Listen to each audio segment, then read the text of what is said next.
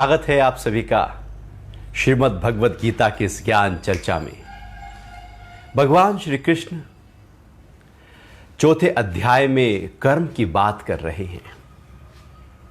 किस तरह से हम कर्म करें और उन कर्मों के माध्यम से कैसे हम जीवन को अपने सही प्रकार से जीते हुए किस प्रकार से हम सुकून, आनंद, आराम में अपने जीवन को जी जाएं।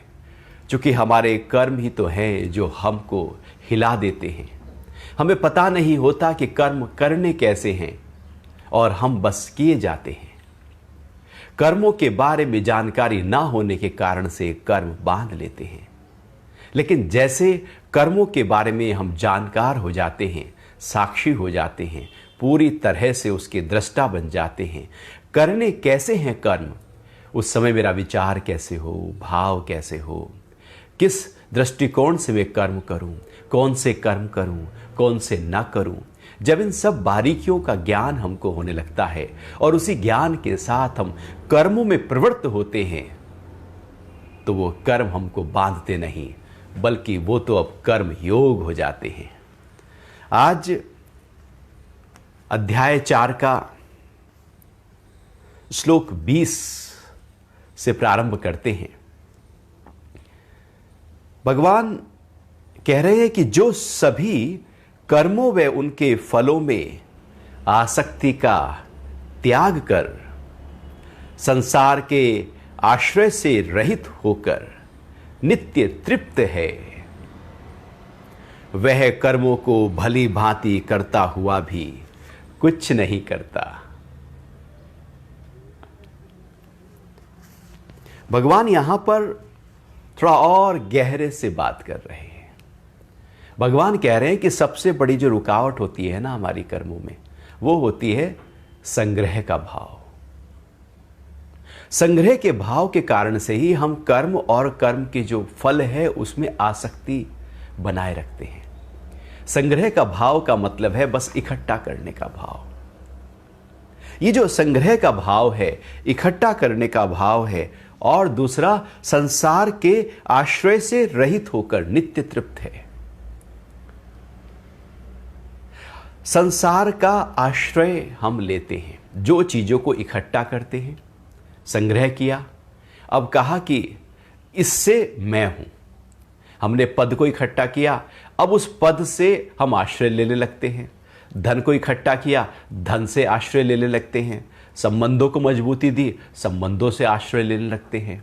हम बाहर संसार की किन्हीं चीजों, वस्तुओं से आश्रित हो जाते हैं। हम उनके डिपेंडेंट हो जाते हैं। हमें लगता है कि ये है तो मैं हूं। वस्तुओं से अपने आप को, पदार्थों से, पद से, प्रतिष्ठा से अपने आप को इतना जोड़ लिया जाता है कि वो है तो मैं हूं, और उसका हम आश्रय लेकर ही जीवन जीना शुरू कर देते हैं। और जितनी ज़्यादा चीज़ें बाहर बढ़ती चली जाती हैं, मैं उतना ही ज़्यादा ऐसा लगने लगता है कि मुझे आश्रय मिल गया है। अब मुझे कोई चिंता नहीं है, मैंने धन कमा लिया, कोई चिंता की बात ही नहीं है। अब कोई आगे धन मिले ना मिले, मैंने अपना बहुत कीर्ति कर ली है, अब मुझे कोई चिंता नहीं है। बाहर की चीज़ों को इकट्ठा करने से हम कहते हैं मुझे कोई चिंता नहीं है। भला बाहर की चीजें कभी नित्य तृप्त कर सकती हैं? भगवान कह रहे हैं नित्य तृप्त मतलब लगातार कंटेंट का भाव, हमेशा मैं तृप्त रहूं। तो नित्य तृप्त तो संसार कि जो हमने आश्रय लिया था वो नहीं कर सकता, क्योंकि संसार है ही परिवर्तनशील, बदल रहा है। इसकी वस्तुएं बदल जाएंगी, पदार्थ बदल जाएगा, धन बदल जाएगा, पद बदल जाएगा। भला एक पद के कारण से मैंने उसका आश्रय लिया कि मैं तो इस पद पे हूं, तो कब तक रहने वाला है? पद तो रह जाएगा लेकिन व्यक्ति नहीं रहेगा।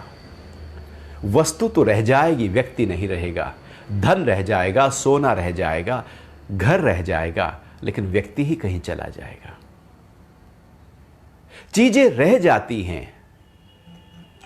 जो चीजें रह जाती हैं असलियत में, और हम ही नहीं रहते, क्योंकि चीजें जो हैं वो हमेशा साथ नहीं होती। आपके अंतरतम में आपका जो सुकून है, जो शांति है, जो तृप्ति है, जो संतोष है, वो हमेशा साथ है। बाकी चीजें तो बाहर की आती हैं, जाती हैं, फिर आती हैं, फिर जाती हैं, उसमें तो पैर लगे हुए हैं, वो एक जैसी कभी भी रहती नहीं, और हम उन्हीं का ही आश्रय ले रहे हैं। तो जब सारे का सारा दारोमदार हमने उन्हीं चीज़ों पर, व्यक्तियों पर, लोगों पर, बाहर पर डाल दिया, और वो चीज़ें कल को हमें ना मिले, वो व्यक्ति जिन पे मैंने आश्रय डाला था वो मना कर दें, तो बात तो खत्म हो गई। मैंने किसी पर आश्रय डालकर अपने समय को, अपने जीवन को बहुत लगाया, लेकिन अंत में क्या हुआ? अंत में संसार का आश्रय बाहर ही छूट जाएगा। आश्रय चाहिए तो उसका हो जो मेरे अंतरतम में हमेशा मेरे साथ है, जो मुझे जीवन दे रहा है, जो पूरी सृष्टि को चला रहा है। आश्रय तो उसका लेना है। धन का आश्रय, व्यक्ति का आश्रय, बाहर का आश्रय लेकर वो तो छूट जाएगा, लेकिन परमात्मा का आश्रय मुझे नित्य तृप्त कर देगा, पूरी तरह से संतोष के भाव में मुझे ले आएगा। ये जो आश्रय है, जो बाहर का हम ढूंढने लगते हैं, यही दुखों का कारण बन जाता है। दुख का कारण और कुछ भी नहीं, जिस पे तकिया था वही पत्ते हवा देने लगे। अर्थात जहां पर हम सोचते हैं कि ये मेरे बुरे वक्त में काम आएगा, ये चीज काम आएगी, ये धन काम आएगा, और उसी धन को हमने इकट्ठा किया। जब बीमारी आती है, जब मन गड़बड़ा जाता है, अस्त व्यस्त हो जाता है, जब तनाव पैदा होता है, तो धन भले बाहर कितना भी रखा हो। जब डिप्रेशन आता है तो धन बाहर कितना भी रखा हो, वो ज्ञान ही तृप्त कर सकता है, वो बाहर का धन डिप्रेशन को दूर नहीं कर सकता। जब नींद ना आ रही हो तो बाहर का धन क्या करेगा? जब भूख न लग रही हो तो बाहर का धन क्या करेगा? जब मुस्कुराहट पैदा ना हो पा रही हो चेहरे पर तो बाहर का धन क्या करेगा? पद क्या करेगा? वो बाहर की चीजें बाहर की है, जो बाहर की है उनसे अंदर का कोई लेना देना खास होता नहीं है। थोड़ी देर के लिए तो संसार का आश्रय अच्छा लगता है, लेकिन उसके बाद वो अच्छा नहीं लगता, क्योंकि वो हमें पता लगने लगता है कि ये जो लाठी है जिसके मैं सहारे से चल रहा हूं, ये जब तक है तब तक तो सहारा है, और लाठी टूटी, खोई, चोरी हुई तो फिर तो मैं बेसहारा हो जाऊंगा। क्यों ना कोई ऐसा सहारा ढूंढ लिया जाए, ऐसा आश्रय ले लिया जाए जो लगातार मेरे साथ हो, और वो जो लगातार मेरे साथ है वो मुझे नित्य तृप्त कर देगा। वही परम तत्व है, वही मेरा स्वरूप है।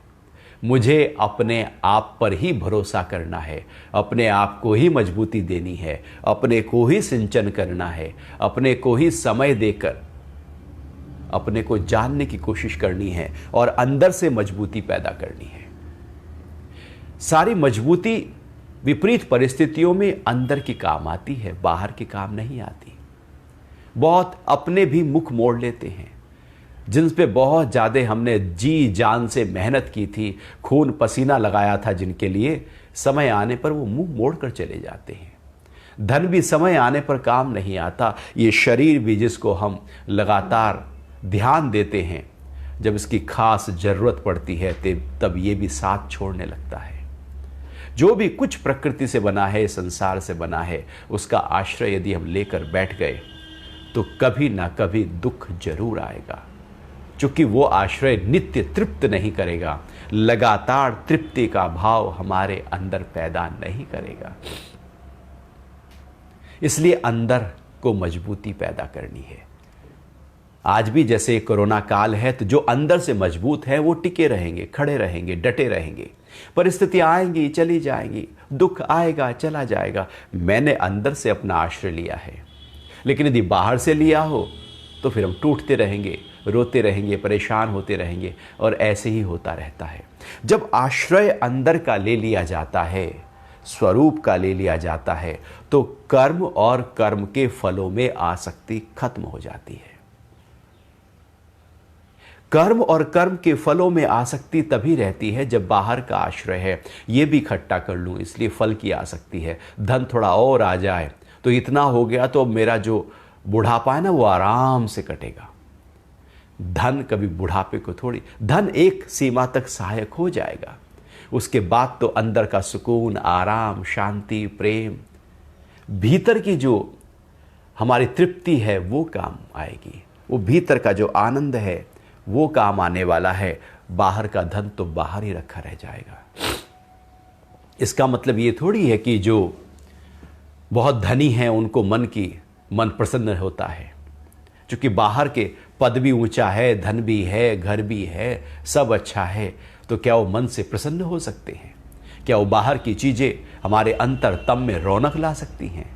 क्या भीतर के प्रकाश को पैदा कर सकती हैं? वो भीतर के प्रकाश को पैदा नहीं करेंगी।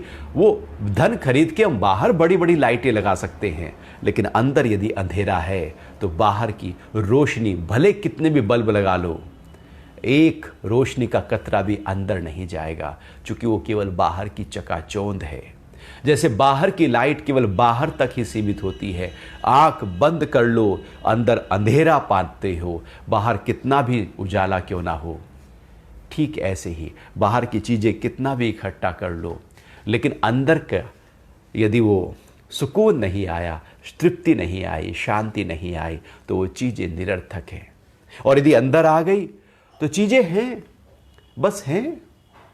ना मुझे धन के प्रति कोई उससे मैं आश्रय हूँ कि भैया इसके कारण से ही मैं अपने जीवन को आगे लेकर जाऊँगा, ना लोगों के प्रति, ना पद के प्रति। बाहर से मैं अपना आश्रय लेना बंद कर दिया है, क्योंकि मुझे बड़ा जलाशय मिल गया है। मुझे उस परम तत्व, उस जो आत्म तत्व है उसका भान हो गया है, और उस भाव में मैं टिका हुआ हूँ।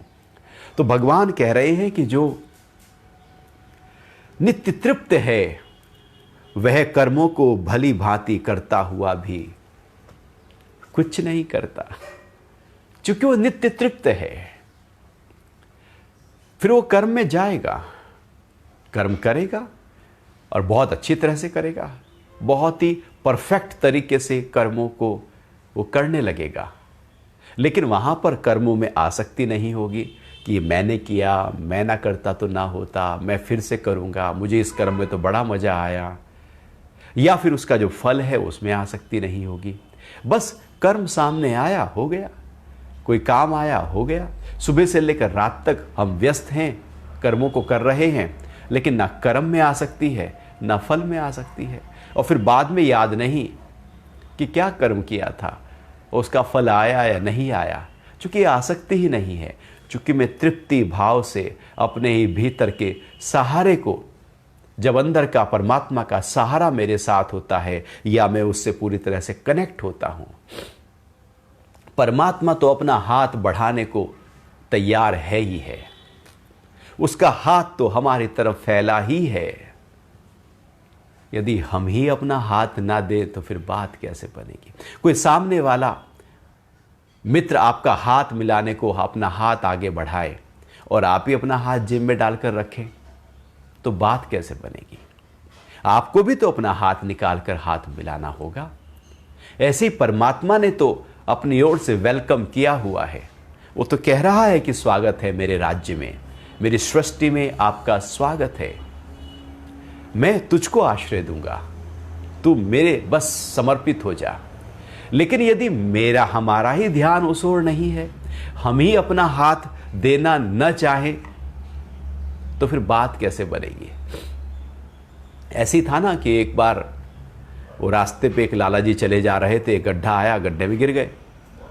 अब थोड़े मोटे थे और वो निकलना चाहे निकल ही ना पाए, चिकनी मिट्टी थी, वो बड़े परेशान।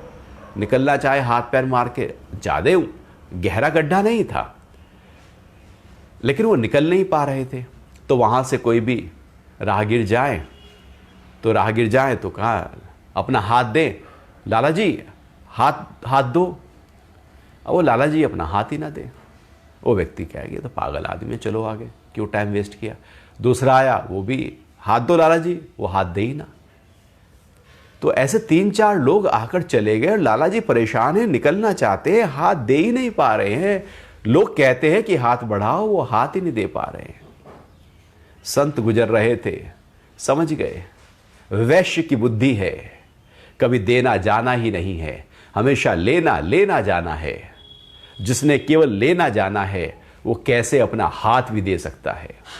जब मांगा जा रहा है हाथ दो तो वो हाथ भी देने को तैयार नहीं। संत ने कहा लाला जी हाथ लो, तो लाला जी ने अपना एकदम हाथ उठाया और संत का हाथ पकड़कर संत ने उसको बाहर निकाल दिया।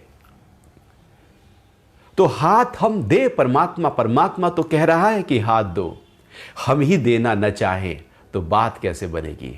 हम ही कहे कि नहीं मेरे पास तो ये भी है, धन भी है, पद भी है, कीर्ति भी है, प्रतिष्ठा भी है, सुख भी है, सुविधा भी है, सब कुछ है मेरे पास, वो सब चला जाएगा। भगवान कह रहे हैं कि आश्रय लो तो उस परमात्मा का लो। आगे बढ़ते हैं और चौथे अध्याय का 21वां श्लोक की बात करते हैं। भगवान कह रहे हैं थोड़ा और इसको आगे गहराई से बात करते हुए कि संग्रह के भाव को त्याग कर और इच्छा रहित होकर जिसने अपने चित्त को आत्मा में लीन किया है वह केवल शारीरिक कर्म करता हुआ भी पाप का भागी नहीं बनता। संग्रह के भाव को त्याग कर और इच्छा रहित होकर, जैसे ही हमारे अंदर जो इच्छाएं हैं, हम चाहते हैं ये भी मिल जाए, ये भी मिल जाए और मिल जाए। देखो इच्छा कभी पूरी नहीं होती। एक के बाद दूसरी जगेगी, दूसरी के बाद तीसरी जगेगी और जगती चली जाएंगी इच्छाएं। आपने भी देखा होगा आज तक न जाने कितनी इच्छाओं को हमने किया, पूरी भी हुई हैं। असंख्य इच्छाएं पूरी हुई हैं, छोटी भी बड़ी भी। लेकिन क्या आज हमारे अंदर वो इच्छाएं और नहीं उठ रही हैं? क्या वो इच्छाएं शांत हो गई हैं? जैसे जैसे इच्छा की पूर्ति करने लगते हो उसी पल मन कहता है अगली बार ये लूंगा, अगली बार ये करूंगा, अब तो ये आ गया। आप कार लेकर आओ, जैसी कार लेकर आओगे फिर मन में चलेगा अगली बार ना बड़ी कार लूंगा।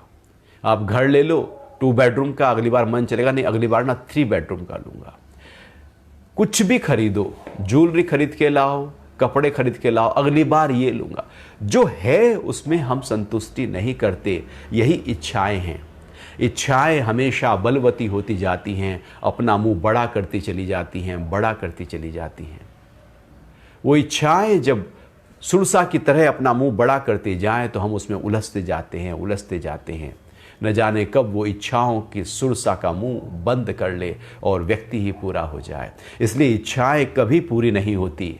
अंत समय तक मरते हुए व्यक्ति के अंदर भी कोई ना कोई इच्छा रह ही जाती है। वो कहता है कि ये तो रह ही गया,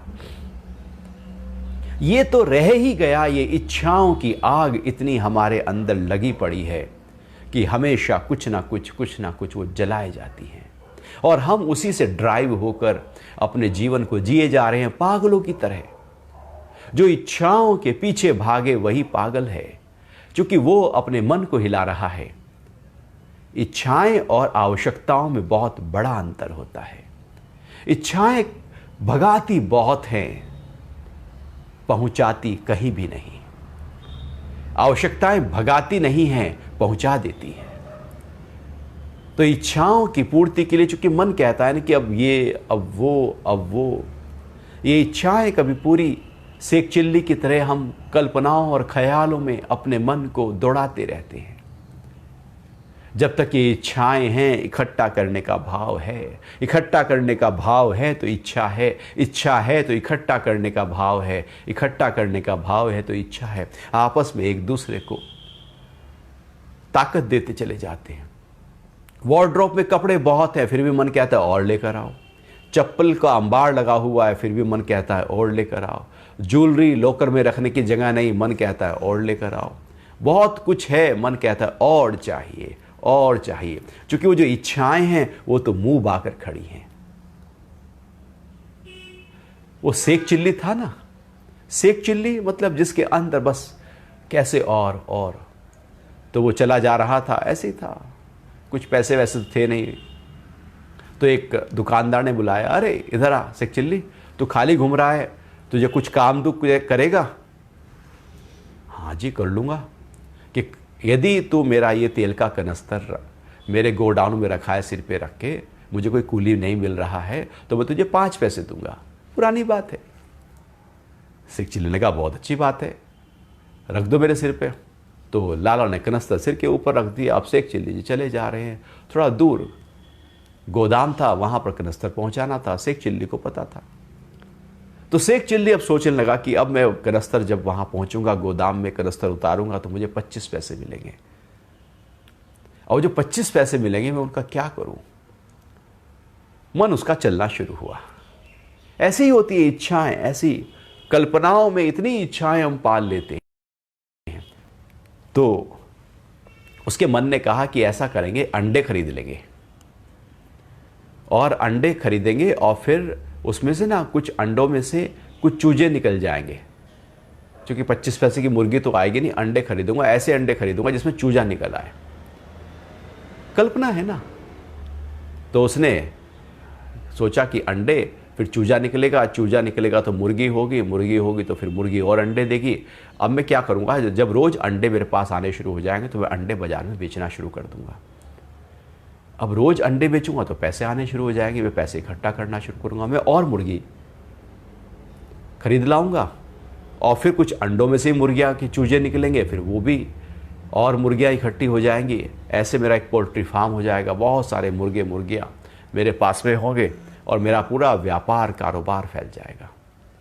अब जब अंडे बहुत होंगे, मैं बहुत बेचूंगा, मुर्गियां भी बेचना शुरू कर दूंगा। अब मैं बकरियां खरीद लूंगा, और बकरियों की मैं खरीद फरोख्त शुरू कर दूंगा, और फिर ऐसे करते करते फिर मैं गाय भी खरीद लूंगा। अब गाय का दूध भी बेचना शुरू करूंगा। कल्पनाएं ऐसे ही दौड़ाती है हमको। आप देखना, कभी भी आपके अंदर एक कोई इच्छा जागती है तो उससे ऐसे कॉन्सिक्वेंस हम सोचते चले जाते हैं कि उसके फिर ये होगा, फिर ये होगा, फिर वो होगा।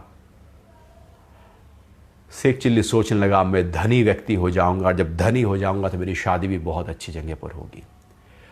क्योंकि शादी के साथ में हम धन को शादी के साथ जोड़ लेते हैं। लोग जब लगते हैं तो समझो कि बच्चों की शादी करने वाले हैं, नया घर खरीदने लगते हैं तो समझो कि बच्चों की शादी करने वाले हैं। क्योंकि दहेज अच्छा आने वाला है, लगे कि कहां शादी हो रही है। वहां पर कुछ ना कुछ मन में जुड़ा होता है कि 10 लोग आएंगे, घर देखेंगे कितना अच्छा घर है, और कहेंगे अब ये वो व्यक्ति नहीं रहा, वो गरीब नहीं रहा, अब तो इसने कुछ कर लिया है। हमारा सब कुछ ऐसे ख्यालों में चलता रहता है। तो शेख चिल्ली ने कहा मेरी शादी हो जाएगी, बच्चे होंगे, बच्चे रोज मेरे से पैसा मांगा करेंगे, मैं पैसे दे दिया करूंगा क्योंकि मेरे पास बहुत पैसे होंगे।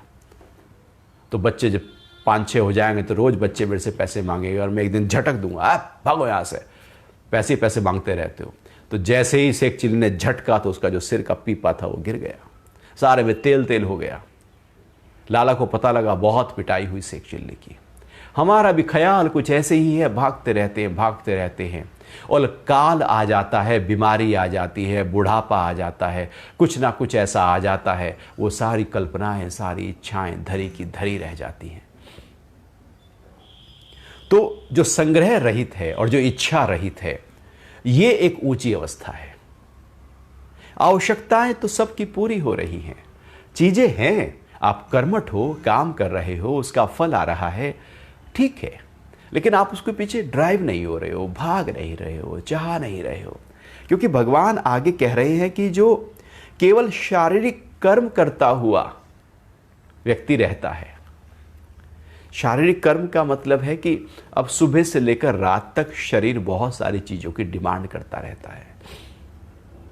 क्या कहता है शरीर? कहता है मुझे खाने को दो। ये शारीरिक कर्म है, शारीरिक क्रिया है। क्योंकि शरीर को अन्न चाहिए, और ये अन्नमय कोश है, अन्न से बना है, इसको खाना पीना चाहिए। अब हम जो खाना पीना है वो शरीर के रखरखाव के लिए, उसके ध्यान के लिए, उसके बल के लिए, उसके स्वास्थ्य के लिए, बीमारियों को दूर करने के लिए, बीमारियों से रक्षा करने के लिए ऐसा भोजन दे शरीर को जो उसके स्वास्थ्य में 4 चांद लगा दे। और यदि ऐसा भोजन दिया जा रहा है तो शारीरिक क्रिया है, लेकिन अब हम उसमें कुछ जोड़ देते हैं, अब अपना स्वाद जोड़ते हैं, अपनी स्पृहा जोड़ते हैं, कहते हैं मुझे वो खाना है, वैसा खाना है, उसी तरह का भोजन चाहिए। तो अब हम वो जो शारीरिक कर्म था उसमें अपने इच्छा को, अपने स्पृहा को कुछ जोड़ देते हैं, और फिर वो तो जोड़ते ही हैं, साथ साथ भोजन करने की क्रिया के साथ साथ बहुत कुछ कर रहे होते हैं। तो शारीरिक कर्म में हम खुद ही अपने मन से उसको हिला देते हैं। भगवान कह रहे हैं शारीरिक कर्म करता हुआ। जब शारीरिक कर्म हो रहा है तो केवल शारीरिक कर्म हो रहा है। हम खाना खा रहे हैं और पता नहीं क्या क्या बातें करते रहते हैं।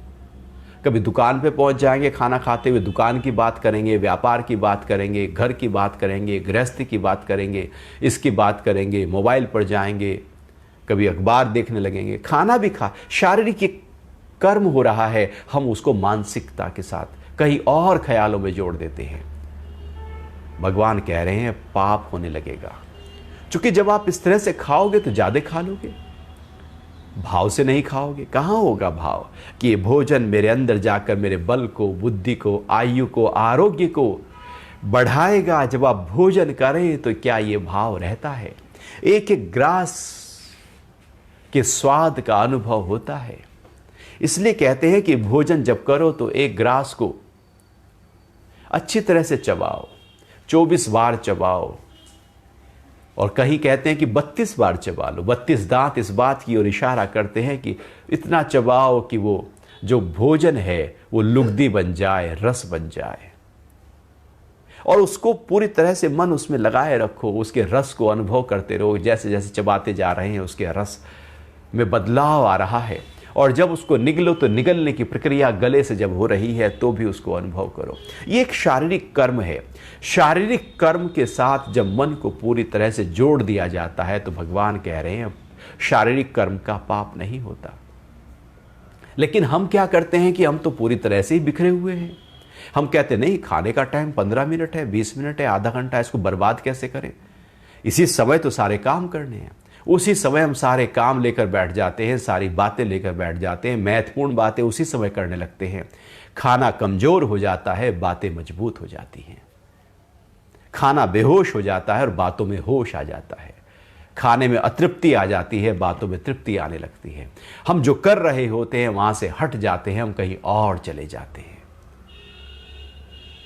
खाने पर पूरी तरह से हम नहीं होते। ऐसी वॉक हम कर रहे हैं, हम कुछ सोच रहे हैं, शारीरिक कर्म हो रहा है, लेकिन ध्यान तो कहीं और है। हम एक्सरसाइज कर रहे हैं, ध्यान कहीं और है।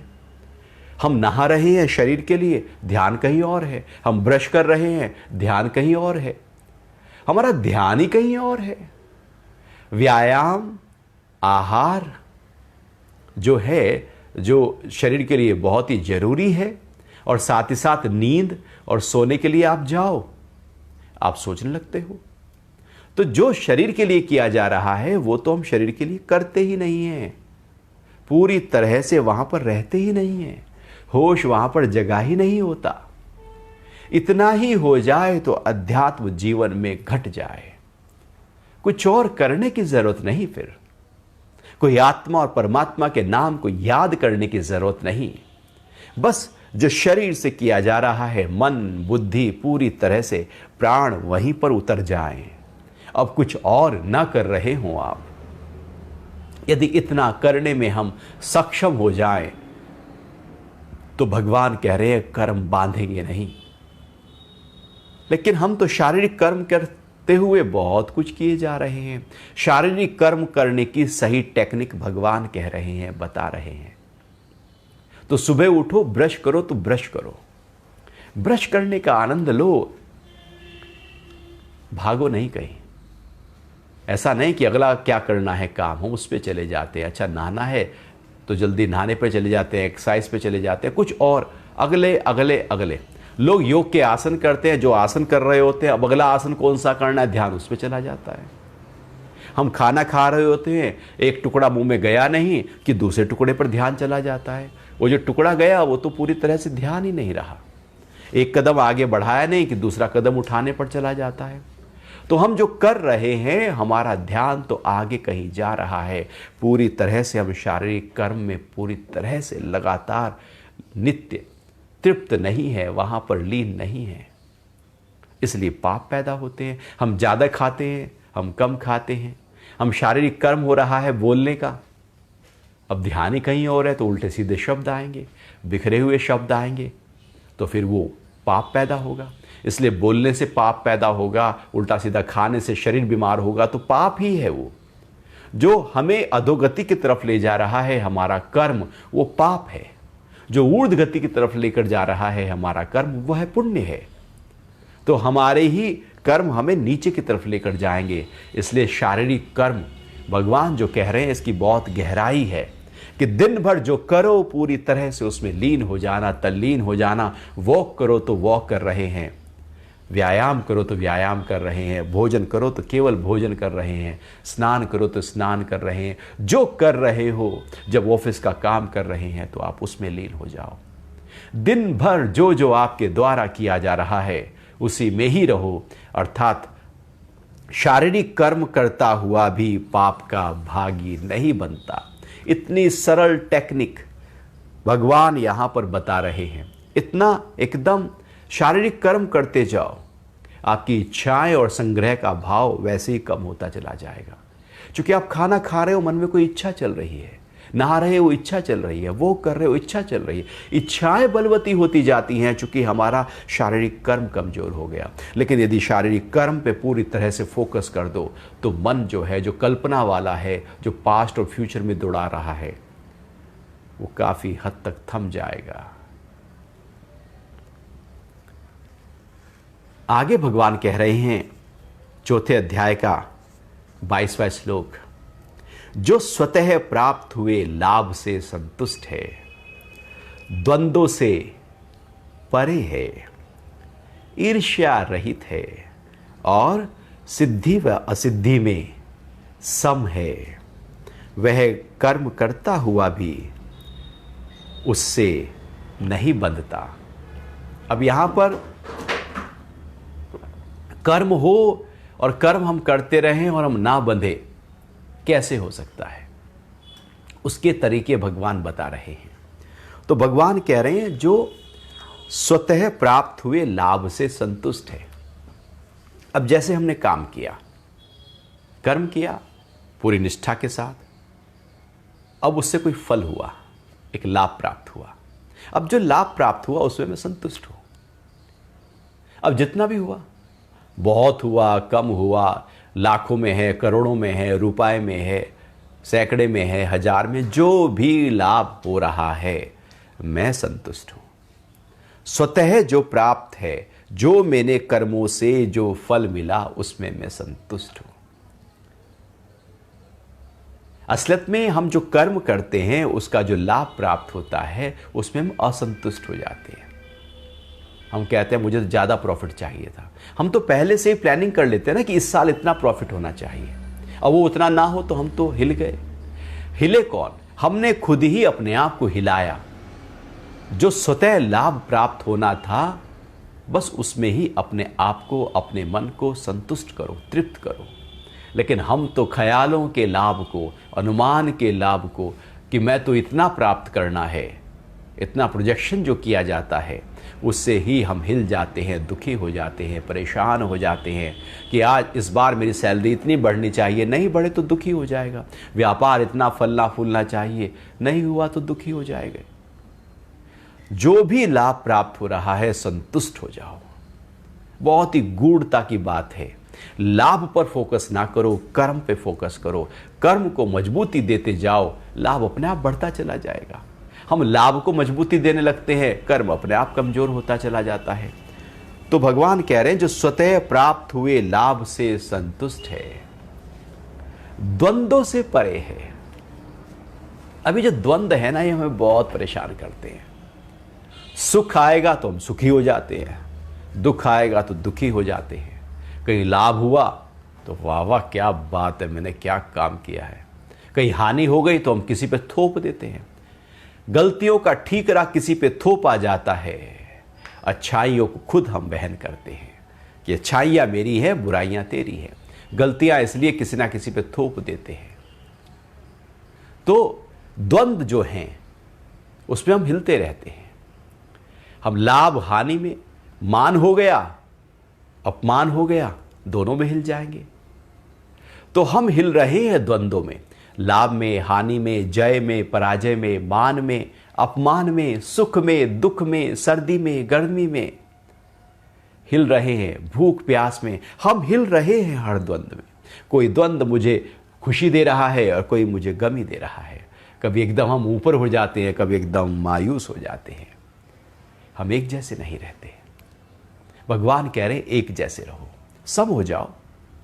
सुख आएगा चला जाएगा, दुख आएगा चला जाएगा, आप झुके त्यों खड़े रहो। लाभ आया कोई बात नहीं, आप वैसे ही खड़े रहना। कल को हानि भी आएगी। जब आज लाभ आया है तो कल को हानि जरूर आएगी। ऐसा हो ही नहीं सकता कि लाभ ही लाभ चलता रहे। ऐसा थोड़ी होता है कि आप यदि शेयर मार्केट में भी देखो कि एक कंपनी का शेयर बढ़ता जा रहा है, बढ़ता जा रहा है, बढ़ता जा रहा है, तो क्या कभी वो गिरेगा नहीं? यदि गिरेगा नहीं तो फिर तो सारे लोग उस पर पैसा लगा दे। गिरेगा। वो जो बढ़ रहा है वो गिरने के लिए बढ़ रहा है, और जो गिर रहा है वो उठने के लिए बढ़ रहा है। वो ऐसे ही होता रहता है, जिक जैक, ऊपर नीचे लगातार। लेकिन मुझे अपने आप को सम रखना है, सम रखना है। इसलिए तो मार्केट एक्सपर्ट कहते हैं भैया एक बार पैसा लगा दो, शेयर पर ध्यान नहीं देना, वो ऊपर नीचे होता रहेगा। ऐसा ना हो कि तुम्हारा दिल और दिमाग भी ऊपर नीचे होता रहे। तुम चुप हो जाना, ठहर जाना। कल को समय बदलेगा, आपको अपने आप प्रॉफिट्स आएंगे। लेकिन यदि हम रोज उसके शेयर को, वैल्यू को देखना शुरू कर दें, बस फिर तो हो लिया काम। हम द्वंद्वों में विषम हो जाते हैं। भगवान कह रहे हैं द्वंद्वों में सम हो जाओ, और कह रहे ईर्ष्या रहित हो जाओ। ये ईर्ष्या का जो चक्कर है ना, ये बड़ा हमें परेशान करता है। हमारे पास खाने में बस 5 कटोरियां हैं और अच्छी तरह से क्या भोजन लगा हुआ है, और एक व्यक्ति पास में लाकर अपनी थाली लेके बैठता है, उसकी कटोरी या 7 है, उसके खीर और थोड़ा हलवा उसकी कटोरी में ज़्यादा है। अब वो जो 5 कटोरियां हमारे पास में, अब उसकी जो खुशी है वो ख़त्म। अब वो खीर और बस हलवे की तरफ हमारा ध्यान जाने लगेगा, मुझे क्यों नहीं मिला, मैं कैसे लेके आऊं, अब देख लेंगे कहाँ मिल रहा है खीर। ऐसे ही होता है। ईर्ष्या हम करते हैं दूसरों को देखकर। केवल अपने आप से ईर्ष्या नहीं हो सकती। ईर्ष्या हमेशा जब दूसरों से तुलना की जाती है तो ईर्ष्या का रोग पैदा होता है।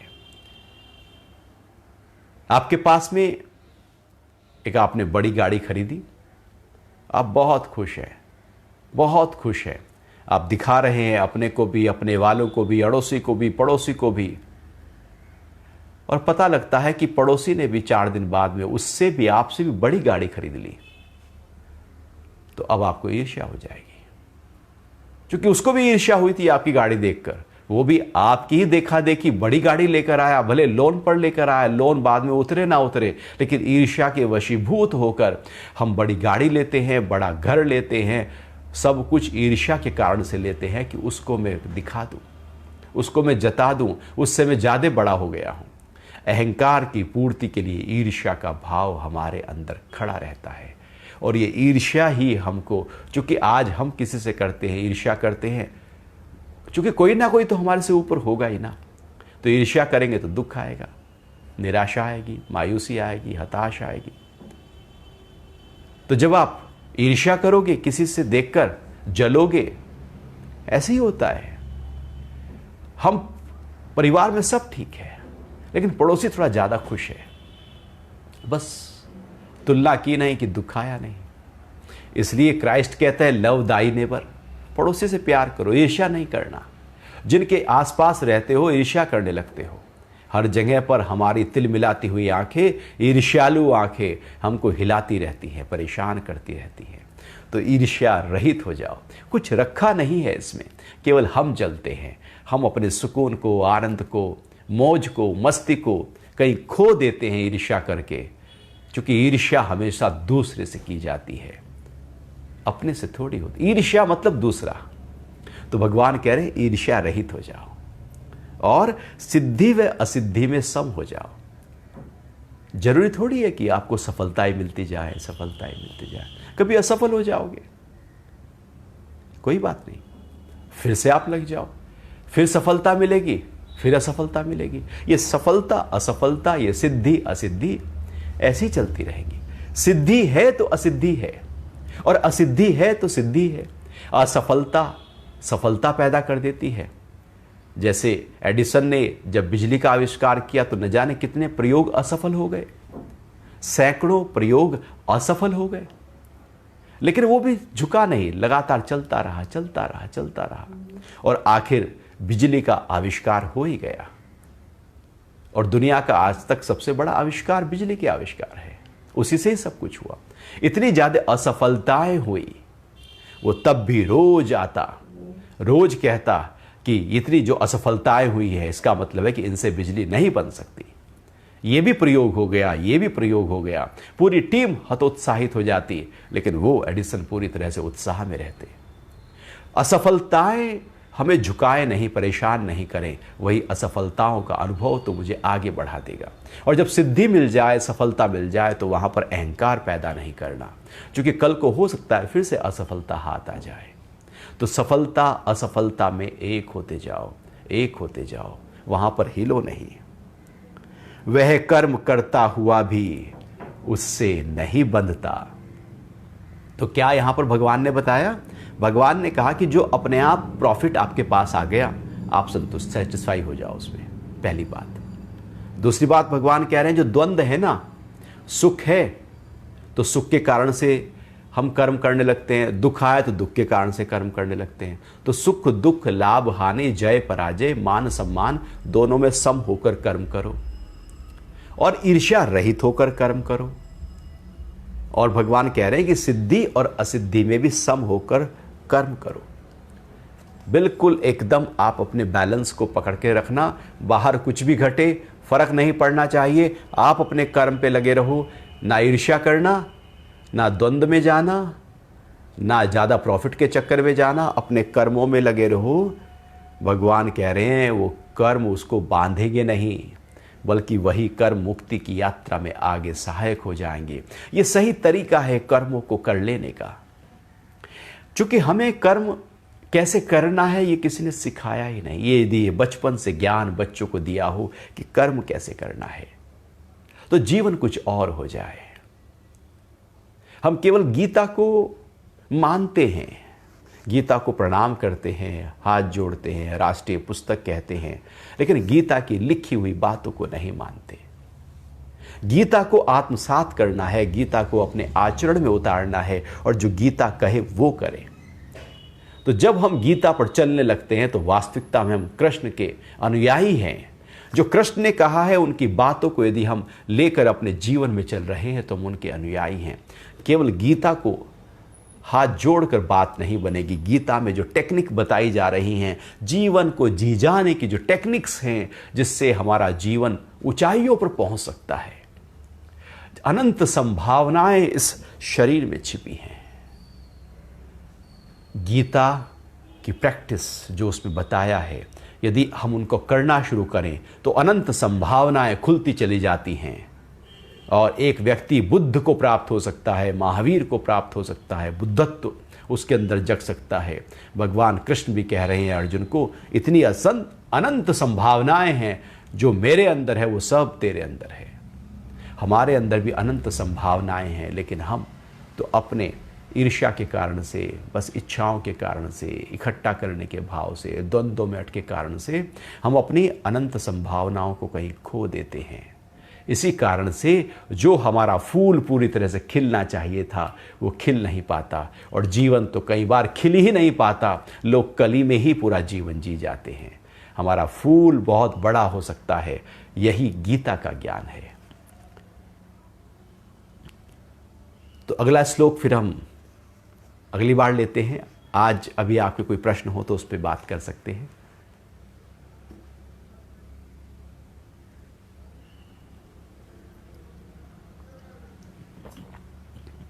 हरिओम।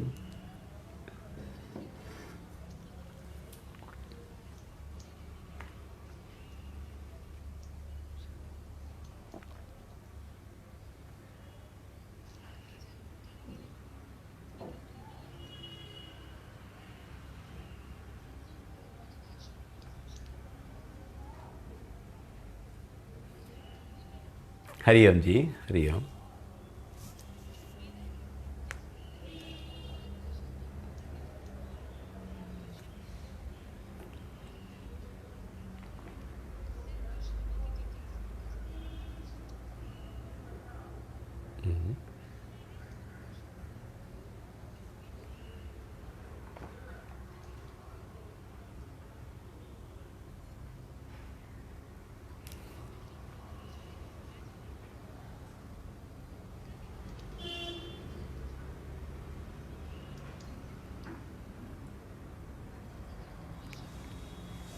हाँ, तो दिव्या जी पूछ रहे हैं कि अहंकार पीछा नहीं छोड़ता।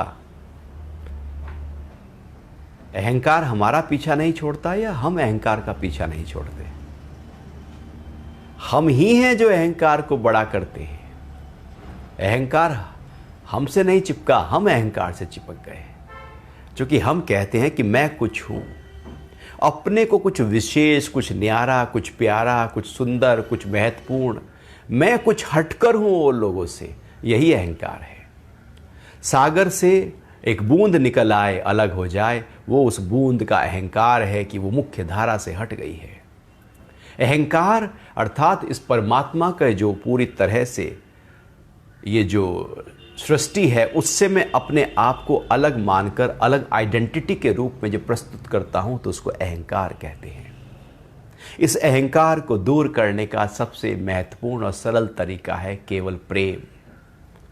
अपने अंदर प्रेम के भाव को बढ़ाते चले जाओ। अहंकार है कि मैं कुछ हूं, प्रेम है कि सब ही वही है जो मैं हूं। सबसे एक जैसा जब प्रेम का भाव हमारे अंदर आने लगता है, वो जो अहंकार का रोग है, नासूर है, वो जाने लगता है। प्रेम ऐसे ही है कि जैसे गड्ढा है और उसमें बहुत सारा कीचड़ इकट्ठा हुआ है, तो जो कीचड़ है उसकी यदि सफाई करनी हो तो क्या करना होगा? तो या तो ये तरीका है कि कीचड़ में उतर जाओ और कीचड़ की सफाई करना शुरू करो, गड्ढे की सफाई करना शुरू करो। तो आप तो कीचड़ में आ ही गए। पूरी तरह से केवल कीचड़ की सफाई करते रहने से कीचड़ पूरी तरह से साफ नहीं होगा।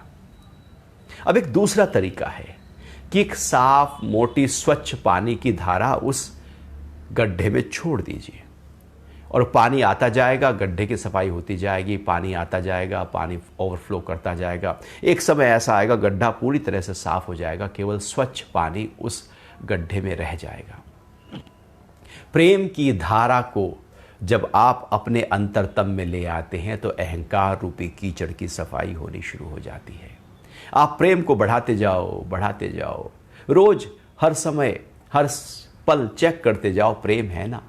प्रेम का मतलब है सबकी भलाई का भाव, जो भी सामने आए उसके लिए प्रेम, जिसका ख्याल आए उसके लिए प्रेम, हर वस्तु के लिए, हर पदार्थ के लिए, पूरी प्रकृति के लिए, और प्रकृति में जो भी कुछ है, सभी जीव जंतु, प्राणी, पेड़ पौधे, नदी, सभी के लिए आपके अंदर एक प्रेम का भाव जब पैदा होना शुरू हो जाएगा तो हम समष्टि के साथ एकाकार होने लगेंगे। अर्थात प्रेम हमें कनेक्ट कर देता है मुख्य धारा से। वो बूंद फिर से समुद्र में चली जाती है और वो बूंद बूंद नहीं बल्कि समुद्र बन जाती है।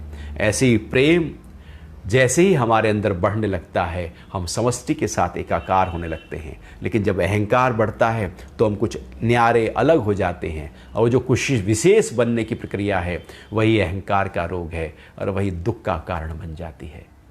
केवल प्रेम को बढ़ाओ, आप पाएंगे अहंकार कहीं खो गया है। और जब प्रेम जैसे जैसे कम होता जाता है, अहंकार वैसे वैसे बढ़ता जाता है। व्यक्ति जब केवल अपने पे केंद्रित हो जाए अहम भाव के कारण से, तो किसी से भी कनेक्ट नहीं होता। वो घर के घर वालों से भी पूरी तरह से कनेक्ट नहीं हो पाता। अहंकार वाला व्यक्ति कभी किसी से संबंध बना ही नहीं सकता। जैसे जैसे अहंकार बढ़ेगा, संबंध टूटने लगेंगे, क्योंकि उसका अहंकार को किसी ने जरा सा भी ठेस पहुंचाई, अहंकार तिलमिलाएगा। ऐसे ही जैसे सांप के ऊपर जरा सा किसी ने पैर रख दिया हो तो सांप डस लेगा, ऐसे ही अहंकार डसता है। जैसे जैसे बड़ा होता है वैसे वैसे संबंध टूटने लगते हैं, बिखरने लगते हैं। क्योंकि व्यक्ति अपने को कहता है मैं ही विशेष हूँ, मैं कुछ हूँ, सब घर वाले मेरी तरफ ही देखें, मेरी बात माने, जैसा मैं कहूँ, जब कहूँ, जिस तरह से कहूँ। ये अहंकार की निशानी है। संबंध टूटते चले जाते हैं। प्रेम है सब वही है जो मैं हूँ। प्रेम को बढ़ाते जाओ, बढ़ाते जाओ। अहंकार न जाने कब कम हो जाएगा, पता ही नहीं चलेगा। दिव्या जी, प्रेम को बढ़ाना है।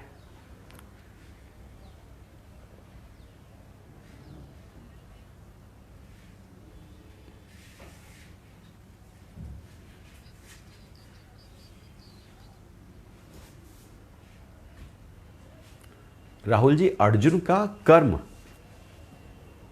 कलयुग में कितना सही होगा? अर्जुन के कर्म की बात नहीं, भगवान श्री कृष्ण का निष्काम जो कर्म है वो हर युग में हर पल उतना ही शाश्वत होगा, उतना ही पूर्ण होगा जितना 5,500 साल पहले था। अर्जुन को नहीं पकड़ना, कृष्ण को पकड़ना है। गीता जब पढ़ो तो अर्जुन के भाव से नहीं बल्कि कृष्ण के भाव से पढ़ो। भगवान कृष्ण क्या कह रहे हैं उसको पकड़ना, अर्जुन क्या कह रहा है उसको कभी ना पकड़ना। अर्जुन की स्थिति क्या है उसको नहीं ध्यान देना। भगवान ने कौन से कर्म की बात कही, भगवान निष्काम कर्म की बात कर रहे हैं। वो उतना ही सार्थक आज भी है जितना उस समय था। ये सार्वभौमिक होता है ज्ञान। सार्वभौमिक का मतलब है, सर्वकालिक का मतलब है कि हर काल में वो ज्ञान उतना ही जरूरी है, उतना ही यथार्थ है, उतना ही सार्थक है, उतना ही महत्वपूर्ण है जितना पहले था। आज जितना है 10,000 साल बाद भी उतना ही होगा, क्योंकि ये पूरी तरह से तरीका है कर्मों को कर लेने का। तो आज भी हम उसी भाव के साथ कर्म कर सकते हैं, लेकिन कठिनाई ये आती है कि बचपन से कोई ट्रेनिंग तो है ही नहीं, ना माता पिता ने सिखाया, ना स्कूलों में सिखाया गया। स्कूलों में तो कुछ और ही सिखा दिया गया। जीवन का जिससे कोई लेना देना दूर तक नहीं होता, कैसे जीवन जीना है वो सिखाया नहीं जाता, बल्कि कुछ और ही पढ़ा दिया जाता है। हम वो भी रट लेते हैं, और वो रट के उसके कोई मायने नहीं रहते। और जीवन का जो दर्शन है, जीवन का जो रहस्य है, जीवन जी जाने का जो तरीका है वो सिखाया नहीं गया। जो सिखाया गया वो काम नहीं आया, तो जीवन लगने लगता है कि ये कर्म तो फिर कैसे आज के समय में हम इसको इम्प्लीमेंट करें। यदि बचपन से ही ये ट्रेनिंग हो जाए कि कर्म करने का तरीका कैसे हो, परफेक्शन आ जाए। जैसे एक डॉक्टर बनता है तो 7-8 साल की ट्रेनिंग तो उसकी होती है ना। MBBS करेगा, 5-6 साल लगाएगा, इंटर्नशिप करेगा, MS करेगा, MD करेगा, तो 7-8 साल उसको लगाना पड़ता है, उसके बाद वो परफेक्ट हो जाता है। और हम सोचते हैं कि कर्म की जो सिद्धांत है वो मैंने आज सुना और मैं उसको एकदम इम्प्लीमेंट करूं। हमें लगातार उसमें लगे रहना होगा। एक समय ऐसा आएगा, ये जो भगवान का कर्म योग है ये सिद्ध हो जाएगा हमारे जीवन में, और जो सकाम भाव था वो धीरे धीरे हटता चला जाएगा। थोड़ा समय मांगता है, थोड़ी रुचि मांगता है, थोड़ी प्रैक्टिस चाहिए, अभ्यास चाहिए। आप देखेंगे कि जो पूरी भगवान कृष्ण की गीता है वो हमारे अंदर उतर जाएगी। जी,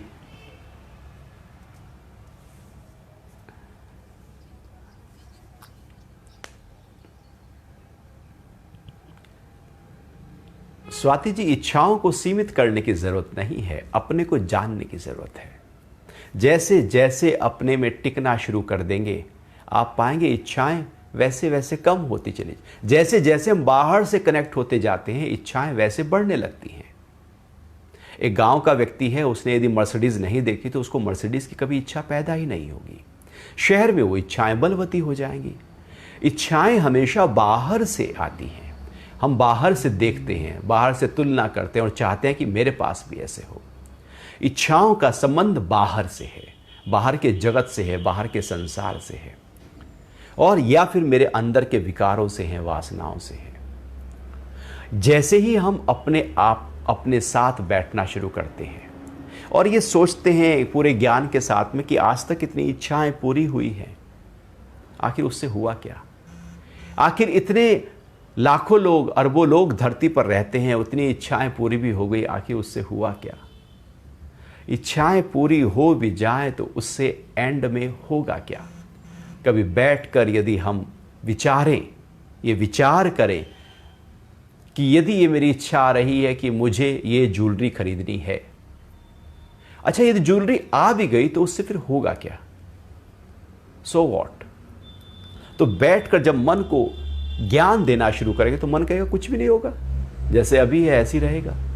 तो जैसे जैसे ज्ञान के साथ मन को लेकर चलते हैं, इच्छाएं अपने आप कम होती चली जाती हैं। और फिर ऐसा थोड़ी है कि इच्छाएं यदि नहीं है तो हम कर्म नहीं करेंगे, फल नहीं होगा, प्रॉफिट नहीं होगा, हम जगत में कैसे जिएंगे। आवश्यकताएं सब पूरी होती जाएं, लेकिन इच्छाएं दौड़ाएंगी, भगाएंगी, उलझाएंगी, थकाएंगी, रुलाएंगी, दुखी करेंगी, परेशान करेंगी। क्योंकि सारी तो कभी पूरी नहीं होगी। जो पूरी हो जाएंगी वो अहंकार देंगी, जो पूरी नहीं होंगी वो रुला देंगी। इच्छाएं कहीं पहुंचाती नहीं हैं, वो केवल ऐसा दिखाती हैं कि इससे कुछ होने वाला है, कुछ होता नहीं है। ऐसे ही लगता है ना शादी से पहले कि शादी के बाद कुछ हो जाएगा, वो शादी हो जाती है लगता है अब तो कुछ भी नहीं, नहीं बच्चे होंगे तो कुछ हो जाएगा, अब बच्चे भी हो जाते हैं। तो वो सब ऐसे ही चलता रहता है अगला स्टेप, फिर भी लगता है कि वो तो कुछ भी नहीं हुआ। इच्छाएं ऐसी दौड़ाती जाती हैं, ऐसे ही जैसे मृग मरीचिका है। एक मृग जब जंगलों में दौड़ रहा है, उसे प्यास लगी है, तपता हुआ सूरज ऊपर से पड़ रहा है, बालू के ऊपर, रेत के ऊपर जब सूरज पड़ता है तो ऐसा लगता है दूर से कि जैसे पानी है। वो भागता है वहां जहां पर पानी दिखता है, वहां पाता है कि यहां तो पानी नहीं। फिर वो आगे देखता है, वहां भागता है, चारों तरफ वो भागता रहता है। ऐसे ही इच्छाएं हमें जीवन भर भगाती रहती हैं। और ऐसे खुशबू के कारण से जो मृग है वो भागता है, उसे लगता है कहीं से खुशबू आ रही है, और खुशबू का वो पीछा करता रहता है। वो बाहर भागता है, इधर से आ रही है। वो खुशबू उसके अंदर से ही, जो उसके अंदर पेट में ही, नाभि में ही, कुंडलिनी में जो कस्तूरी है, वहां से खुशबू आ रही थी।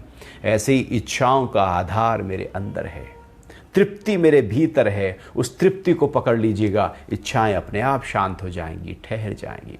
लेकिन इच्छाओं के पीछे भागने से कभी इच्छा पूरी नहीं होगी। इसलिए ज्ञान के साथ में, चिंतन और मनन के साथ बैठ जाएं और पूछें कि क्या होगा इससे। मैं अपना कर्म करूं, जो फल आएगा उसमें मैं संतुष्ट हूं, और वो फल है तो आप गाड़ी खरीदें, घर खरीदें, सब कुछ करें। जो स्वतः प्राप्त फल है उसमें आप कुछ भी करें। लेकिन इच्छाओं के कारण से कि उसने ऐसा किया तो मैं भी ऐसा करूं, तो फिर तो इसका मतलब हुआ कि हम दूसरों के आधार पर जीवन चला रहे हैं। वो ऐसा दिखता है तो मुझे भी ऐसा दिखना है, उसने ऐसा पहना तो मुझे भी ऐसा पहनना है, उसके पास वो ज्वेलरी है तो मुझे भी वही ज्वेलरी चाहिए, वो घड़ी पहनी है तो मुझे भी राडो ही चाहिए। अब वो जो दूसरों के कारण से आप ड्राइव होते हैं वो हिला देता है। इसका मतलब है अपना तो हम कुछ भी नहीं जी रहे, हम तो दूसरों के कारण से जिए जा रहे हैं। वो जैसा कर रहे हैं वैसा हम कर रहे हैं। इच्छाएं हमें अपना पूरी तरह से जो स्वरूप था उससे हिला देती हैं, भटका देती हैं, भरमा देती हैं। हम जो हैं वो भूल जाते हैं, हम तो बस ब्रांड ही बन जाते हैं। वो ब्रांड पहन लिया तो बस। ऐसी इच्छाएं हैं, इसलिए इच्छाएं कहीं पहुंचाएंगी नहीं, रुलाएंगी, गिराएंगी। कोशिश करनी है कि मन को ज्ञान दो, ध्यान दो, ठहराव दो, संतुष्टि दो, तृप्ति दो। मन ठहर जाएगा, सुकून में आ जाएगा। जी,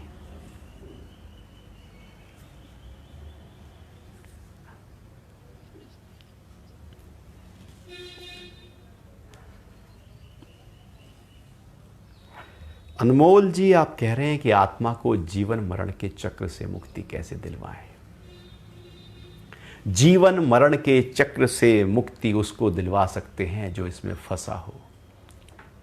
आत्मा जन्म और मृत्यु से परे है। आत्मा का जन्म ही नहीं होता तो उसकी मृत्यु कैसे होगी। जन्म शरीर का होता है, शरीर मर जाता है। आत्मा अजन्मा है, वो अजन्मा ही रहता है। आत्मा का जन्म नहीं होता तो मृत्यु नहीं हो सकती। हाँ, प्रश्न हो सकता है कि जीव को जन्म और मृत्यु के चक्र से कैसे दूर करें। आत्मा को नहीं, तो पहले यह समझ लेना होगा कि आत्मा अजन्मा है, विशाल है, विराट है। जैसे पूरा ब्रह्मांड है, ऐसे ही आत्मा पूरे ब्रह्मांड में फैला हुआ है। ये कभी बंधन में नहीं आता, ये कभी जन्म नहीं लेता, ये कभी रोगी नहीं होता, ये बूढ़ी नहीं होती, ये मरती नहीं। लेकिन जो जीव है हमारे अंदर, हमारी जो इच्छा है, वासना है, संस्कार हैं, इंद्रियां हैं, मन है, बुद्धि है, अहंकार है, उन सब का जो पुलिंदा है उसको जीव कहते हैं। और ये जीव तब तक एक से नया जन्म, दूसरा जन्म, तीसरा जन्म, चौथा जन्म, लाखों जन्म लेता रहता है जब तक इसके अंदर जो संस्कार हैं वो खत्म ना हो जाए। जो कर्म किया है उसका फल भोगना है। तो पहले जन्म में पूरा नहीं हो पाया तो दूसरा जन्म मिला, वहाँ उस जन्म में और हमने बढ़ा लिए, पहले भी चले आ रहे थे, उस जन्म के भी और कर्म हो गए। तो ऐसे नया जन्म और हर जन्म में हमने संस्कारों को बढ़ाया है, कर्म फलों को बढ़ाया है, घटाया नहीं। इसलिए चित्त में बहुत बड़ा एक पुलिंदा तैयार हो जाता है, चित्त भर जाता है पूरी तरह से। जब तक वो चित्त पूरी तरह से शांत, खत्म, दग्ध बीज स्वाहा ना हो जाए, मुक्ति नहीं है। तो मुक्ति के लिए उस चित्त की सफाई करना जरूरी है। तो या तो आप ज्ञान के माध्यम से उसकी सफाई कर लो कि अब जो मैं हूं आत्मा, उसको जान लो कि मैं शुद्ध बुद्ध चैतन्य आत्म तत्व हूं, और उसी भाव में अपने आप को रखो, मैं मुक्त हूं। उसी समय आप मुक्त हो जाएंगे, चित्त के संस्कारों का नाश होना शुरू हो जाएगा, और जिस पल आत्मा में पूरी तरह से टिक गए, स्वाहा है चित्त। दूसरी टेक्निक भगवान कह रहे हैं कर्म योग की, कि ऐसे कर्म करो कि वो कर्म आपके फल आपके चित्त के अंदर इकट्ठा ना हो। तो कर्म योग के माध्यम से हम चित्त की सफाई कर सकते हैं। और फिर तीसरी टेक्निक आगे भगवान बताएंगे, भक्ति योग। तो आप पूरी तरह से समर्पित हो जाओ, तो समर्पण के भाव से भी चित्त की सफाई हो सकती है।